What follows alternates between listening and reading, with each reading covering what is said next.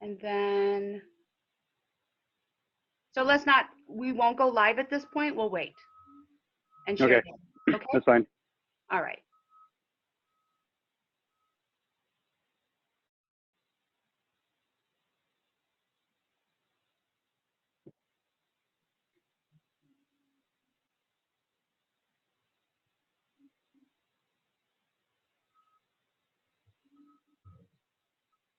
Can you hear me still? Yep. Hi, Joe Henry. Hello there. Hey, Joe.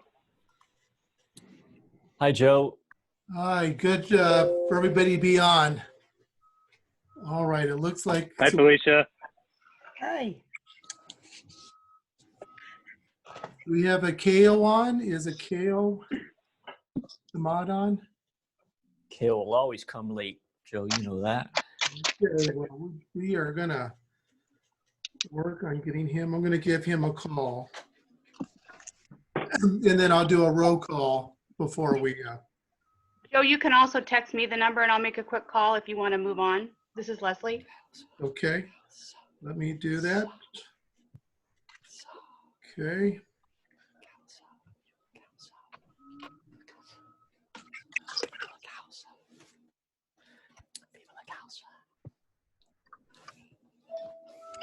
There you go, Leslie. Let me know when you have it, Leslie. I've got it and I'll call him right now. Okay, great. Okay, well, thank you all. I'm still going to do kind of a roll call here. So do we have? So we, of course, Nick, our state director, myself, Eddie Morrow. Present. Eddie, you're here. Kale, we're waiting for Kale. Jack Hatch. Jack Hatch is here. Ed Fallon. Ed, are you here? So we need Ed. I'm going to make a note for Ed Fallon. Mark Kuhn. Mark Kuhn, are you in? Okay, we don't have Mark yet. How about Chris Peterson? Yep, just got on. All right, thank you, Chris. Kathy Burns? Yes, hi, I'm here. Kathy, thank you. And then Ed, are you here yet? I am, yes, thank you. Ed's here. Okay. All right. So we're just waiting for a KO, but thank you all for being here. Joe, we got Felicia here too. Felicia, Union. yes. Felicia with the Carpenters Union. Felicia Hilton. Felicia, can you hear us? Yep, I can hear you. All right. Thank you very much. It's great to have a strong labor representative from the Carpenters Union. So thank you very much. Now, I may be missing some other people. I know we have the Des Moines Register. I see them on the line. Akeo has joined as well now. Oh, Kale, are you in? I am. Can you hear me? Thank you very much. Yes. So our lineup is, I'm going to give a brief introduction of the speakers, and then we're going to start with myself, and then Nick. Nick will explain more about LULAC, and then we will have the speakers who are in our effort. So if everybody can put their Zoom on mute right now, we will start with the press conference. Thank you all for being here. Today is our press conference. The title of our press conference is LULAC Iowa Joins Coalition to Protect Essential Workers in Food Supply, launches Meatless May campaign here in Iowa. So we are Latino Civil Rights Organization joining a coalition of Iowa farmers, environmentalists, community activists, union groups to launch Meatless May. Yeah. Okay, now please put your phone on mute. We're hearing a few people. Okay, the campaign is focused on protecting our essential workers and our national food supply, which includes farmers. Right. Our press release indicates, as noted, On International Workers' Day, May 1st, the League of United Latin American Citizens, LULAC of Iowa, will host a virtual press conference with a new coalition of Iowans speaking out to protect our workers and our food supply. Iowa farmers, environmentalists, community activists, and union groups will band together to make an impact and back a new Meatless May boycott campaign. And this is a boycott campaign against corporate beef, pork, poultry, and eggs.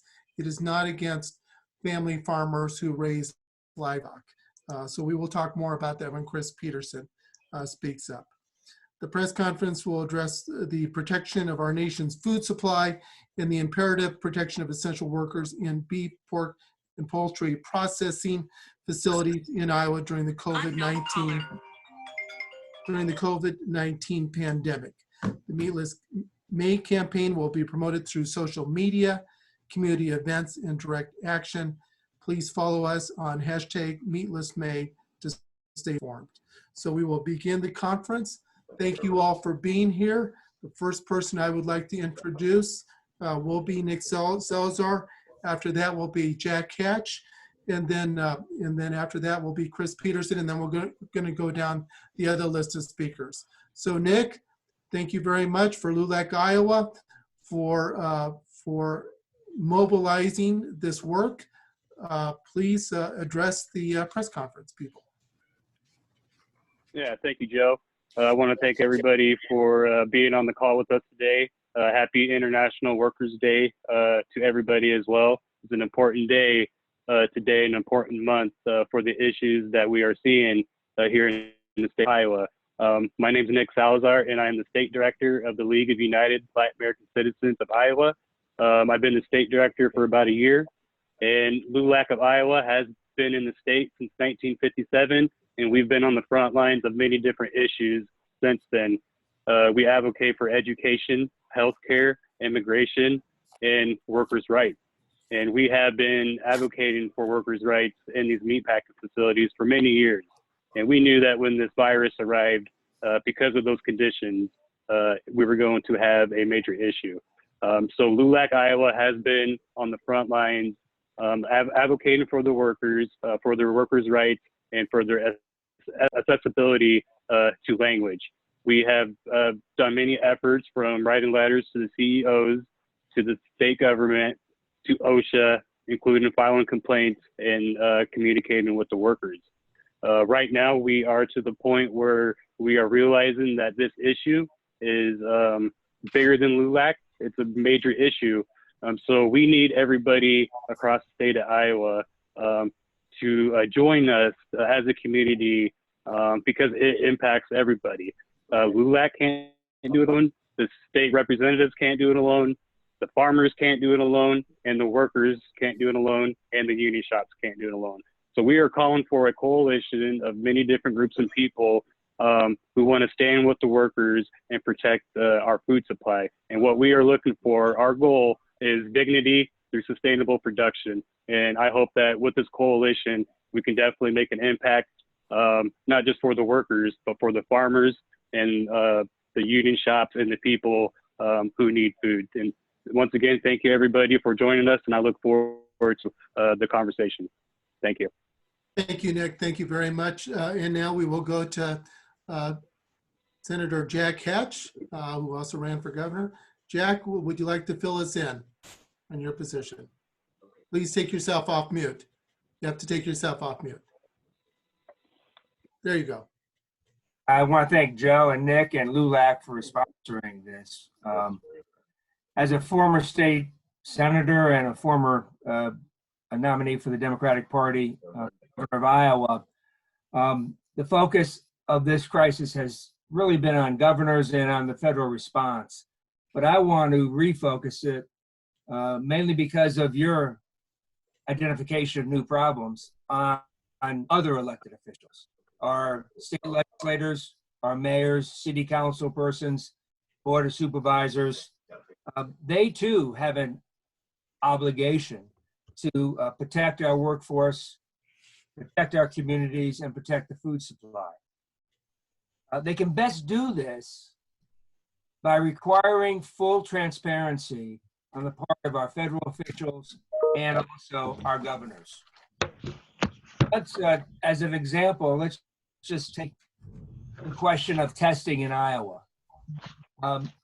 Every expert is saying that in order to get a handle on solving this crisis, is that we have to have universal testing, and yet that testing is not available. We hear from the governor and federal officials that it is available, but they won't share with us the details of their contracts, and they won't share with us the supply that they have already in stock.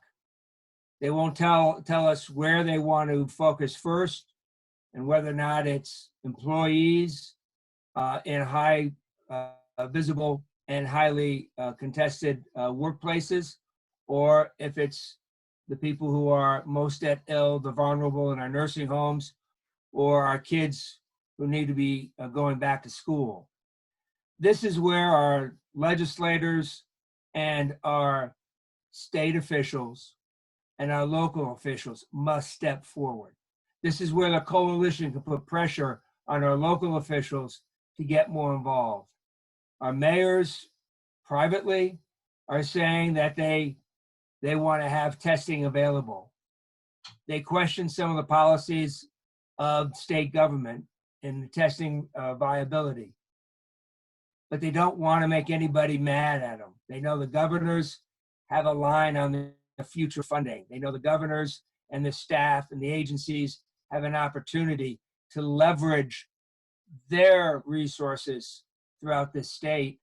And when you talk about the best example of the workforce in our meatpacking facilities, that is a clear balancing act that we will fail unless we have full transparency. We have to balance the workers' safety and the food supply with the clear obligation we have on community safety. And until we have full transparency, we're going to put everybody at risk. And so your proposal and your campaign is the first, I think, of many where community groups have got to be able to look at this and provide some political pressure on our local officials to identify how they're going to address these problems with the state leaders. So thank you, Joe and Nick, for arranging for this discussion. Yeah, thank you very much. Thank you very much. And clearly, and we're going to introduce Chris Peterson next, who is a farmer, a hog farmer, also the founder for Iowans for Responsible Agriculture. And clearly, I want to reiterate, our boycott is against corporate produced meat, pork, and poultry. We are encouraging the people in Iowa to really reach out to their family farmers for produce. There are meat lockers across the state. We're going to get that information posted. We have a website going up. Chris, thank you for coming on, and we are very much looking forward to hearing from you. Can you hear us, Chris? And Nick, is this also on record? Do we have this on record too? Okay. Yeah, I'm on. Can you hear me? No, this is Leslie. I'm recording this. Okay, perfect. Okay. Okay, Chris, go ahead. Yep. Again, my name's Chris Peterson. I have farmed all my life. I used to raise packers, hogs for the packers in the 70s, 80s, and 90s until I got burnt on the hog crisis in 98. And I went to a whole new system. I raise Berkshire pigs now, sustainably, regenerative agriculture-wise. I market into a loose-knit statewide co-op, a breed-specific pig, Berkshire Gold it's called. I also sell publicly, privately on Facebook. So if anybody's looking for pork, hunt me down. You know, you can find me on Facebook or through the coalition here. And I'm past president of the Iowa Farmers Union. I am also a co-founder of the Iowa Alliance. I'm not the founder. Also on organization competitive board, a national board, we fight for market access and transparency in the marketplace, specifically livestock. And I totally stand with the working class. I did work in town for 20 years on a night shift. I was a union guy, and so I understand all this. And I'll say a word to the workers. No worker should be told to go to work and put your life at risk and not receive unemployment. You know, that's hogwash to me. And that, in this country, you know, that's unforgivable. And as we have all found out here, Mother Nature rules. And in this crisis, certain things are happening. We did have 35, 40 years ago, a decentralized type of agriculture, family farm agriculture, within the radius where I live, Clear Lake, Iowa, 100 miles, we probably had a dozen packing plants or more. And, you know, it'd be very hard for an enemy of this country, or now, as in the case of pandemic, to bring something like that down. Things have been vertically integrated. We were told big is better. 94% of independent pig farmers are out of business. There's, you know, a number of us left. We're fighting to rebuild a system of true family farm agriculture. You know, better products, better for the consumers, better for the farmers, better for the environment, better for the animals. So we, you know, this pandemic is exposing a very fragile system we have. And it's terrible, but I hope the outcome is for better days as far as what we are all talking about and what we all care for. And we want farm bills that favor family farm agriculture in the future. We want state policy, federal policy. Everything needs to be revamped so we don't get caught in something like this again. And it's going to happen again, you know, different things. And like I said, we need to revamp. And the closing comment, I guess, is certain entities over the years have worked very hard to divide us and conquer us all, the big money. And it's time. You know, I'm very proud to be a member of this coalition.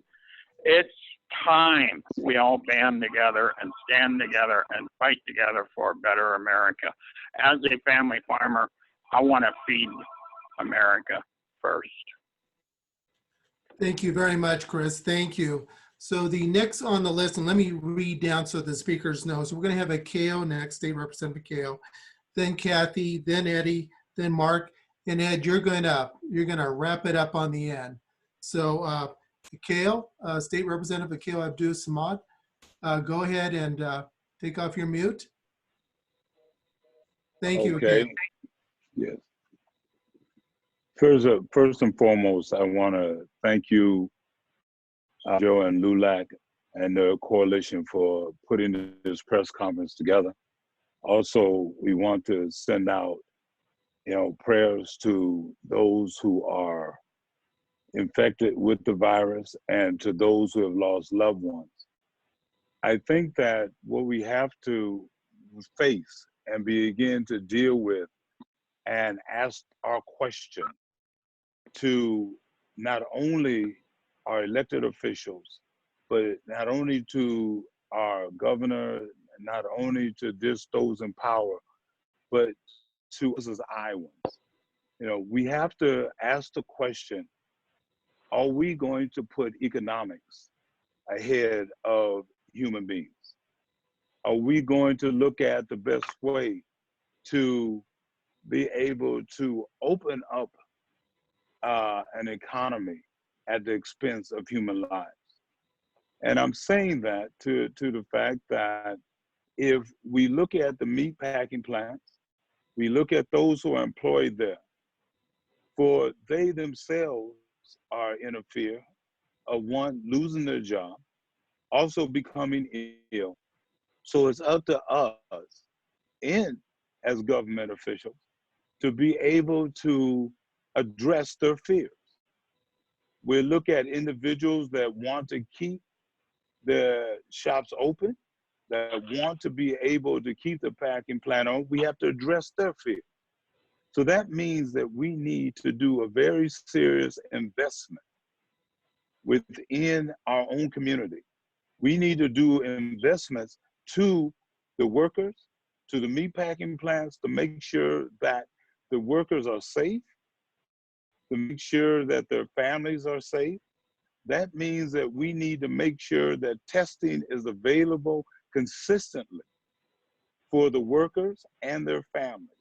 We need to make sure that healthcare is consistent with the families, very consistent with the families and with the meat pack planners themselves. We always say, and we see it on television, advertised, we're all saying it, that we are all in this together. Well, we can't say that and then not put the dollars behind it. We can't say that without putting the resources behind it. We have to be able to make sure that individuals are protected, that the workers are protected. We must be able to make sure that as we move to address this pandemic, that we're providing every resource at our fingertips to make sure that not only the workers are there in the meat packing plants, but also those first responders, those individuals in the hospitals. We need to make sure that we are actually walking the walk and not just talking the talk. That's imperative for us to reach out to one another to make sure that is taking place. And I say to everyone, that's on the call, I say to LULAC, you have, our support. You have to the workers, you have our support, and that we are going to do everything in our power to perpetuate that we all are in this together. And that means that we must do everything possible in our power to make sure that everyone is safe and everyone is still able to make a living, and that we can keep our workers, at the forefront of this pandemic. I want to thank you for allowing me to be a speaker on this call. I want to thank you for putting this together, and I'll be waiting to hear what the next steps are so we can support that and also share that, on every venue that we have, and use every vehicle to make sure that Iowans are getting the best care that they can give. Thank you very much. Thank you, Akil. Oh, Thank you very one much. thing, can I say this real quick? Yeah. I always end that I want everybody to remember that the struggle is real and we can and must win. Thank you, Joe. Thank you. So next we will have Kathy Burns, a family farmer. Kathy, you'll introduce yourself, and then there will be some other speakers. Of course, we will have Eddie Morrow afterwards, Mark Moon, Ed Fellon, and I believe we'll probably have Miss Hilton with Carpenters Union also speaking down the road too. So Kathy, go ahead, tell us about yourself and your work, and thank you for joining the coalition. Well, thanks for having me on the call, and thanks to everyone who organized this. It's so important. I'm the director of Birds and Bees Urban Farm. We farm in the middle of Des Moines, just a little ways from downtown. Ed Fallon and I operate on a small scale. We grow food sustainably to eat at our own dinner table. We also host workshops to help other people learn to use sustainable techniques in order to turn their yards into dinner. It's small, and it's part of a comprehensive system of food production that includes medium and large scale farmers, a system that counts on all parts working together to be successful. So it's from that perspective that we are supporting, as Birds and Bees Urban Farm, Meatless May. We want to show our support for the workers who are part of a comprehensive system that this nation relies on to feed people in this nation and beyond. Meat production workers perform hard jobs under really difficult conditions, and I'm so grateful for what they do. They deserve our respect. They deserve protection from harms at work. They don't deserve to be treated as pawns in a system of profit at the expense of not only their safety, but of the entire food production system and food production or food distribution system. So we're asking everyone to join us in boycotting products from Tyson Smithfield and Mitch, you went over the list. Oh yeah, JBS, National Beef, Yeah. Cargill, Thank you. anything that's corporate, we're saying go directly to the farmers, go to the meat lockers. Again, Chris Peterson was pretty thorough about that, and we will reiterate it throughout the call. Absolutely. So we're just wanting to show respect to the people who do produce meat in this state, in this country, and we want those employees to be safe at work. So we're proud to join this initiative. Thank you. Thank you, Kathy. And now I would like to introduce Eddie Morrow, who is running for U.S. Senate. Eddie, thank you for coming on. Thank you for joining the coalition. Eddie, go ahead and fill us in. Well, good afternoon, everybody. First, I want to thank LULAC as well for organizing this press conference and mobilizing groups across the country to stand with workers. As Joe said, my name is Eddie Morrow. I'm a candidate for the United States Senate right here in Iowa. Every day, I'm getting calls from workers, former OSHA inspectors and shift supervisors.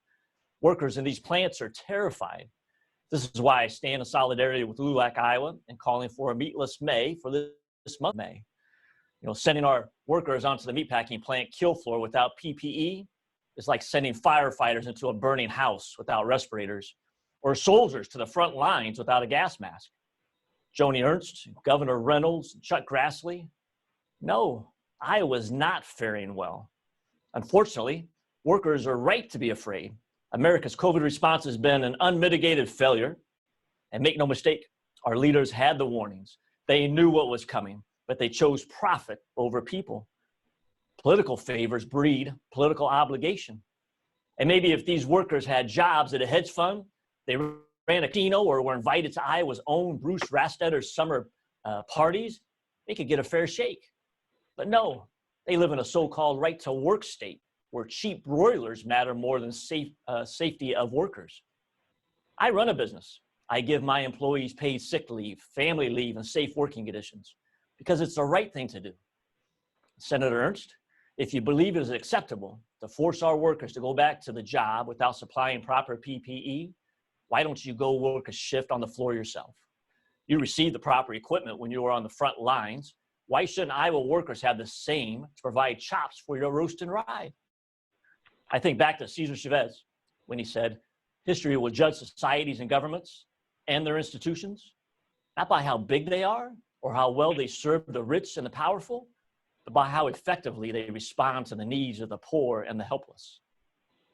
Iowa's family farms, farm workers, and workers in Iowa's food processing industry have been getting crumbs, while Tyson and Smithfield and JBS CEOs have yachts and Kobe beef.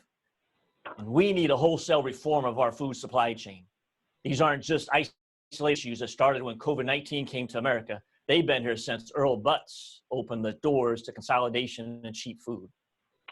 This isn't going to be easy, but farmers, farm workers, meatpacking plant employees, people in power, and communities need to come together. We all need to have solidarity in our call for human rights, for safe working conditions, for a system that allows farm workers, family farmers, and plant employees to earn a living wage, for the health and future of our communities. I tell the workers of Iowa's meatpacking industry, I hear you. And as our post says, we stand with workers.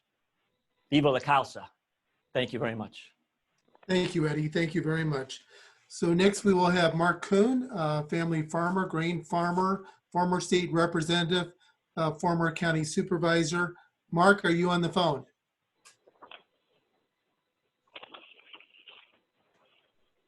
I think he's gearing up. Okay, Mark, if you can remove your mute. Okay, give you a few more seconds, and if Mark, if you're not able to come on, we'll have Ed jump on next. Ed, do you want to go ahead and jump on first? And then when Mark is ready, we'll have Mark go afterwards. Ed Fallon? Yeah. Yes. Well, I'm always having to pick up from where Mark fails. Huh. Okay, go ahead. Ed. I'm teasing Ed Mark. is also a former state representative.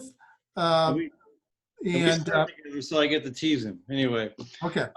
Yeah, this is a Bold Iowa is the organization that I direct. Bold Iowa is focused on the climate crisis, and this is absolutely a climate concern.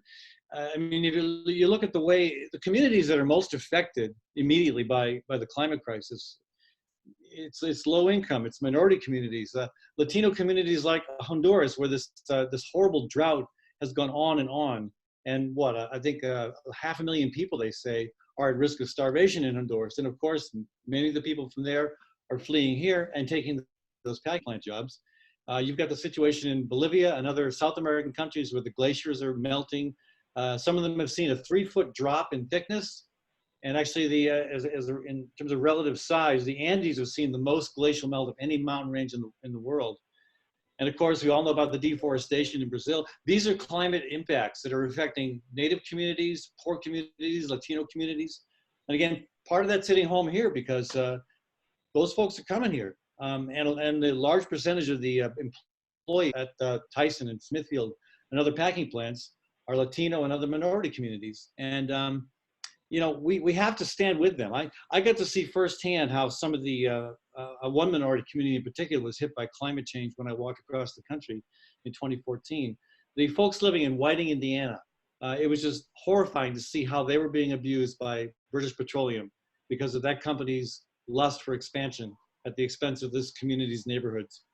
Anyway, it's you know, we totally support what the intent of this boycott is, and I'm really glad too that the focus is on the meat products from these packers, and that we want to continue to try to support the local family farmers that are trying to raise beef and pork and chicken and other meat products sustainably. I will say that should be a transition we make regardless of what's happening with COVID-19. And also we should be trying to find ways of helping those immigrant families that work in these plants. A lot of them would rather, for the ones I talked to, a lot of them would love to have their own farm. They would love to somehow be involved in the food production and distribution system. And in fact, if you go to the Des Moines Farmers Market, I don't recommend going there now despite what Kim Reynolds says, but if you go to the Des Moines Farmers Market, you'll see a lot of these families there. I mean, Kathy and I, we bought our corn last year from a Sudanese family. We get stuff from a couple Asian vendors that we know. There are opportunities out there if we only restructure how we see agriculture working, because right now, as it was pointed out earlier, it's not working. Vertical integration is working really well for big operators right now, a handful of farmers and folks in the middle who are making the lion's share of the profit. Again, farmers are making what, 14 cents on the dollar for their product? Somebody else is making a lot of money. And again, in a vertically integrated system, the farmers are going to lose. The consumers are going to lose. The packing plant employees are going to lose. And as Chris pointed out, there used to be lots of meat lockers in Iowa. We could have that system again if we had a government committed to a transition that put workers and our food quality and the environment first. Thank you, Ed. Thank you very much. And yes, it's very important with what Ed has said. The farmers need to be able to take their livestock and sell it on the open market. They shouldn't be held hostage by these contracts that they've been basically forced to agree to with Tyson, Smithfield, JBS, National Beef, and others. This is the time now, we have not heard this from elected officials, to say to the livestock farmers, you now have the right, you do not have to sell your pork at these prior low flat fee prices to the processing facilities. And yes, we will reach it. We're working with farmers. We want to help them. We're going to communicate that during the struggle. Is Mark Kuhn able to get back on? Mark, can you hear us? Okay, we can't hear Mark. Okay, Ms. Hilton with the Carpenters, are you on? Would you like to speak? Sure. Thank you. Thank you, LULAC, for inviting me to participate in the press conference. I guess we just want to say as the Carpenters Union that we stand in solidarity with workers that are trying to figure out how to best navigate the workplace post-COVID-19. As carpenters, we base everything we do on workplace safety. You know, being tied off 40, 60 feet in the air, what we're breathing, whether it's asbestos or silica. Safety is first and foremost in the industry of construction, and it's the most important thing when it comes to being a tradesman or a tradeswoman in the field and on a construction site. And so our position in standing in, you know, united with LULAC is safety first. Safety's first in everything. And I know there's been a number of industries that haven't necessarily, and workers in those industries haven't necessarily had to think about workplace safety in the way that you would on a construction site. We already have prepared a COVID-19 preparedness training test for all of the carpenters in the United States and in Canada. And everybody's had to take it, including myself. And you have 75% of, you know, to pass it, you have to meet that. And we're sending everything through OSHA 30 again. But the reason why we're so focused is because we too are an essential workforce. And we need to make sure that on top of all the other things that we have to protect ourselves from, that we have to protect ourselves from COVID-19. And so we've produced a number of videos for carpenters to understand that droplets mean just speaking and breathing, to make sure that people know how we have to sterilize tools. We've partnered with our contractors to bring in more hand washing stations, sanitization, ventilator masks. And I think that it's going to be important as the workforce ends up coming back to work that we're united together with safety first, workplace safety first. If the Congress can't go back and the legislators can't go back, we'll go back when they go back. We can go back when Fox News and the NBC studios in New York feel safe to go back. But for the people that get to work from home, to put us in a position where we have to go to work, and we don't mind as construction being essential. We're happy to work and be essential, but we're not expendable. And we have hard hat stickers that state that. And we just believe that every worker should be seen as essential in this crisis, but they're not expendable. And poultry workers and meatpacking workers are not expendable. And I think their safety is first and foremost. And as the carpenters, we want to unite with them to, you know, push their industry to lay out a preparedness plan. What do workers do if someone gets COVID on or signs of COVID on the work site? What are the parameters? What does a safe workplace mean? Does the worker in a plant know the difference between a respirator and a dust mask? The easy thing is a respirator has 2 straps, dust mask has 1, so that the worker knows, are you handing me a respirator or a dust mask?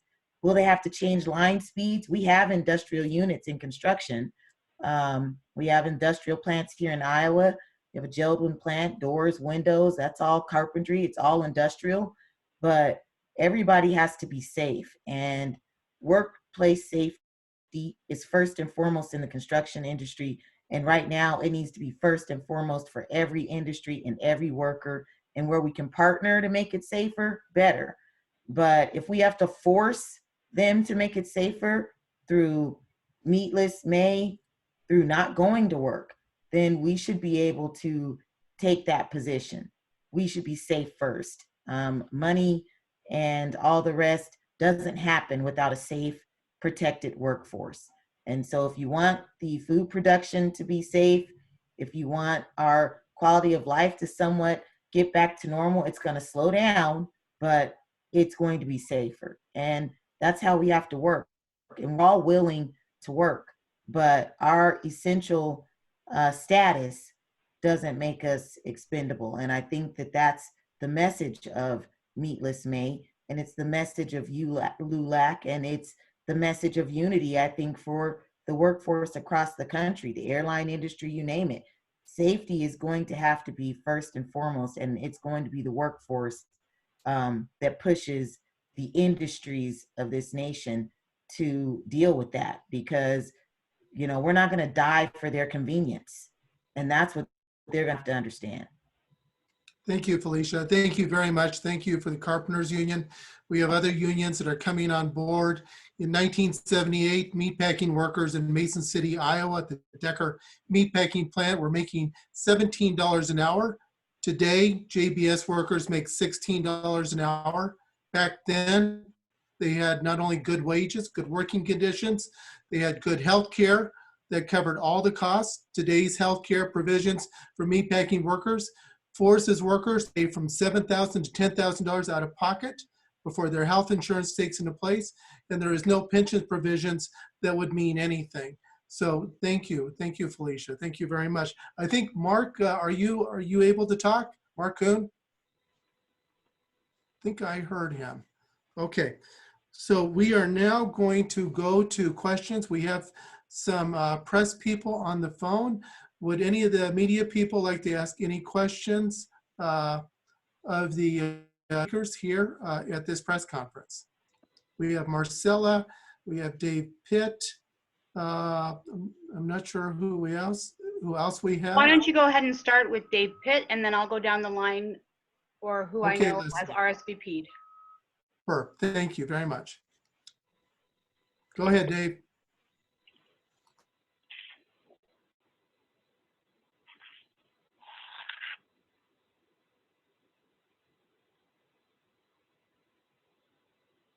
I think we lost. While we're waiting for him to come up. Dave Pitt needs to unmute. He's on mute, yeah. Well, he should know he's, yeah, Dave, you're still on mute. But while we're waiting for you to come online, Nick, do you want to tell us about our website that's going to be coming online, you or Carlos? Yeah, so when we launch this campaign, we want to send folks somewhere where they know what we're doing, what our goals are, what our demands are, short-term and long-term. And so this website will, share all the critical information that everybody needs to know. Who are the corporate meat packing facilities, and what are the alternatives? We're going to have a bunch of different efforts where folks in the community can help out and advocate for the workers, advocate for the farmers. And we're going to also have a place where if you want to support us, you can contribute some money.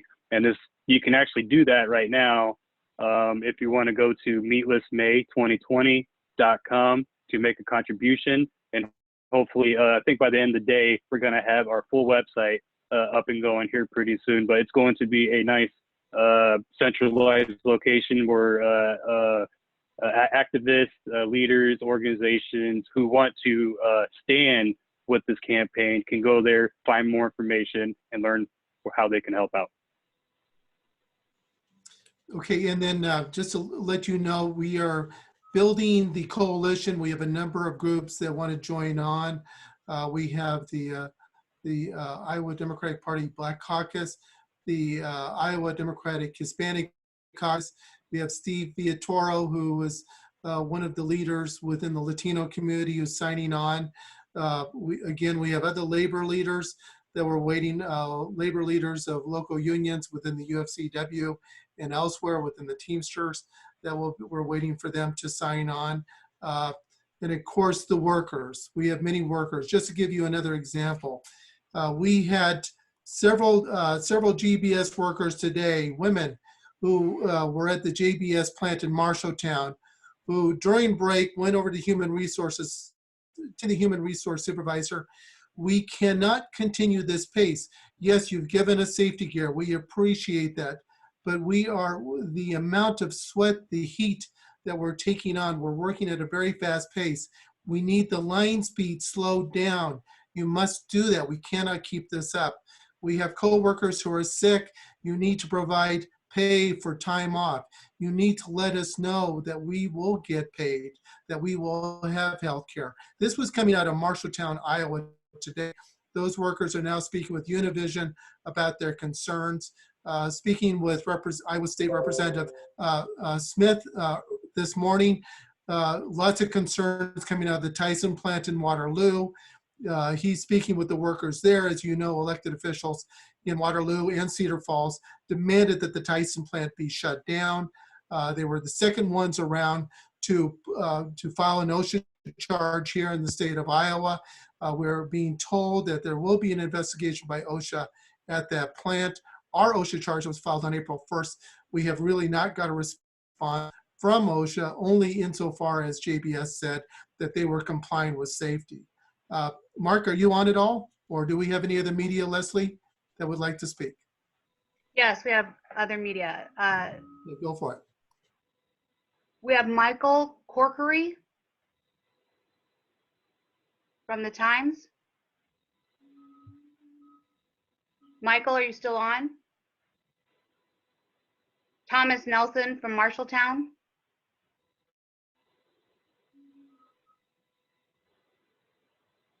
I show that the participants, I'm going to unmute everyone, and then I will need everyone when you're not talking to remute yourself just in case there's a problem. Everyone is unmuted. We're allowing, I'm wondering if Dave Pitt is still on the call. David Pitt? I am here, yes. Okay. Perhaps you were muted and unable to be heard. Go ahead, David. Did you have a question? Oh, no, I don't have a question at this point. I'm just listening, and thank you. No worries. What about Michael Corkery? Do you have a question?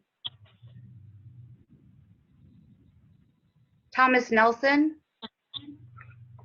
Yes. I was wondering whether or not you guys had any more information about the two workers that approached HR that you spoke of at the JBS plant in Marshalltown. Now bring up your question again. Yes, I was wondering if you had any more information about the. Yes. You talked about two workers at the JBS plant in Marshalltown. It was actually more than two. It was a group of women workers who went into to meet with the supervisor in human resources. Margarita was the name of the supervisor. She said, "You should feel lucky that you have a job. You should feel fortunate that you're getting an extra $80 a week." Then she hollered at them. They left very upset, and we are talking with them. I will send the contact information over to you and the other media people so you can talk with the workers. They still may want to keep their names confidential, but I can get that information over to you. This is the same plant where a woman 5 years ago had a miscarriage on the line because they wouldn't let her take a restroom break. Okay. So I will send you the contact information for that group. That is also Marshall County this morning. I believe if the Times are on the conference call, they reported 500 new cases of COVID in Marshall County, where Marshalltown is at. 4 weeks ago, we were alerting the Times that there was beginning to be an outbreak in the plant. We were told to prove it. And then, of course, 2 weeks passed after that, 35 cases at JBS. Now, 500 cases in the county. So we're having outbreaks happen. These are incubators. These meatpacking facilities across the state. We're at ground zero here. Workers are literally marching to death. These are death marches right now until safety is implemented, safe distance. We want feet, not inches. We want slow down of speed for the workers. We want them to feel comfortable. They're essential workers. We want their wages that have been increased by $4 right now to $5 to be kept permanently after May 30th. We want health care provided at full payments, and we want paid sick leave, full covered paid sick leave. Anyone else? Joe, we're also wanting the workers who qualify to have granted TPS, temporary protective. That way they can get the testing and the health care and the unemployment that they need. And for the rest of them, we want the government to expedite the citizenship. If they are essential workers, then we need to make sure that they're taken care of and that they are part of the country. You know, Nick, you're bringing up, thank you very much. Thank you for your leadership. And I think this should be a discussion about, and let me ask the speakers right now, why is it that these meatpacking plants haven't joined with those in Congress to urge for legal status of immigrants? Why is that when they know that there are workers in their plants who are undocumented? What is the reason? Can somebody tell me? Hey, Joe, it's Eddie Morrow here. The reason is they get cheaper labor that way.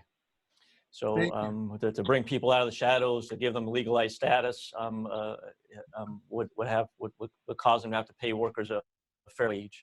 So having an undocumented community, having a community that's always under threat of being deported, allows us to drive wages down. And that's not only impacting these immigrant communities, that's impacting middle class and working classes across the state, across this country. So organizing labor, making sure we have a comprehensive immigration reform, making sure we're paying a fair wage will help all working families across the state. That's why we all need to unify and mobilize in this effort. Thank you, Eddie. I would ask Kale and Jack Hatch right now, what type of legislation do we need on the state level? Or what can the governor do now? We keep on asking the governor to do things. She keeps fighting us. What can a governor of a state do? Jack? Well, Joe, it first of all comes with leadership, and she has to extend to organized labor, to employers, that she and her administration will work with them to ensure the safety of the workers when they slow down the lines, provide access to health care through Obamacare or state program. She could set a tone that would encourage transparency and data collection and good decision making. She isn't. She's maintaining a policy that lets employers who have been abusing workers and the system for a very long period of time to drive down the cost that they have to keep workers' safety and increase their profit. So she's allowing that to continue. Thank you very much, Jack. Carlos, you're on the phone. Can you tell us what you will be doing on social media for us so we can get the word out about the boycott? I lost just a little bit of it. Could you repeat the question? Yes, Carlos, can you tell us Carlos Martinez, you as a national, one of our national leaders with LULAC. You're working on our social media right now, our website, and our call to action. Can you tell us what you're kind of laying out for us as the hours unfold on what you're providing? Yeah, so one of the things is that this is a very dynamic situation. There's stories breaking out left and right. I mean, you can literally be on Google News and see you got 900 cases over here, you've got cases over here, inspectors coming out over here. So this is really, like Joe said, the front line of this war against COVID. And so it's very important that if everyone can go to meatlessmay.org on every platform. That's on facebook.com/meatlessmay.org. On Twitter, it's at meatlessmay.org. At Instagram, we're just getting that up and running as well. It's going to be meatlessmay.org. And on YouTube, just look up Meatless May. And we're gonna, we've got this video and others will start going up there as we create content.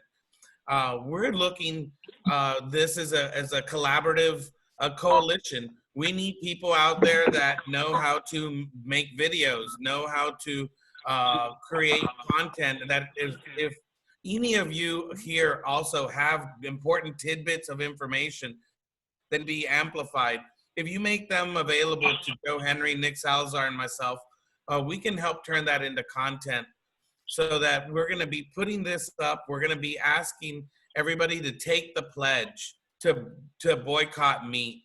And as we take that pledge, we're going to want to amplify that with each other. So we're creating media toolkits. As soon as the website's up and running, it'll have toolkits into it that'll allow you to share and amplify this message through social media.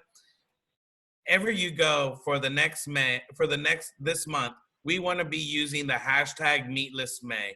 Now, this will help connect post. We're already seeing on Twitter, it's almost happening organically to some degree, where you're seeing people looking at these causes and they're retweeting these cases, and they're literally saying, like, I gotta stand with the workers.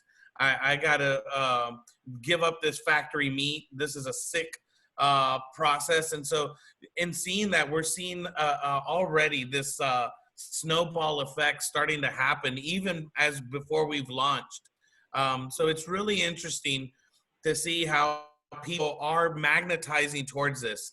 Right now on this call, there's a few of us here. I'm willing to say that if we all go out there and share and amplify as we are to this idea, and we help push this idea out, that by the time we get around to May 30th and we do another one of these calls, we're gonna see the hundreds and hundreds of people that have joined our coalition. So I really, let you know that this is one of those things that's gonna snowball. Start out, share posts, amplify our social media by retweeting and resharing the Facebook posts and videos and content that's out there. And then also feel free to collaborate. So feel free to bring information to us that you think needs to be out there. We're completely open and willing to collaborate with you so that we can get the message out for everyone. Okay. Hey, Joe. Yes. Can I just jump in really quick? Eddie Marl here. And I want to thank him for that great information. Our campaign has been working on the digital side as well, encouraging and driving folks from around the nation to band together and support workers. We have a hashtag Stand With Workers. It's getting a lot of good play. A couple senators have followed, as long as some folks in Hollywood. We want to continue to promote that. We'll promote these as well. We'll be sharing all your links on our information. And that's right, we need to go spread that. I want to just leave you. I got a meeting come up with folks in Muscatine County to talk about the plant out there at 4 o'clock. So I'm going to bounce a second. Just want to let people know we're having a Latinx town hall tonight to talk about this issue further, 7 o'clock. eMorrow.com if you could do that. Thank you, everybody, for your great work. Joe, keep it up. Nick, keep it up. And also, we're going to have a campaign that's about to launch as well within this campaign that's called hashtag Meet the Workers. That's a play on words, so MEAT, Meet the Workers. And we're going to be doing these profiles of courage. So we're going to really show some of the workers and their families that are on the front lines. You know, a lot of times we get disconnected with who's actually doing the work out there for us. So we're going to bring them to the forefront. I don't know about you, but I haven't gotten out very much, but I had to get out a couple of days ago. And I saw a couple of Latina workers at this pet store, because as you can see behind me, I have my chameleon here, and so he's got a special diet. So we went to the pet store to do that. And I saw a couple of Latina workers with their HEB shirts. And I had to pause for a moment and tell them that, you know, I used to stop and salute for people at the airport when they were veterans or wearing a uniform. And I now felt the honor that I had to salute these grocery workers, because they're the ones on the front lines. So really, over the next couple of days, as we begin to get these profiles out, please look out also for hashtag Meet the Workers. Thank you, Nick. Thank you. And we're coming up to the hour. I know Nick wants to close this out for us. And then Nick, if you could let people know that we're probably going to have weekly phone calls. Thank you, Carlos. Nick, go ahead and wrap it up. Thank you. All right. Yeah, thanks, Joe. And I want to thank everybody who joined this coalition, got on this call.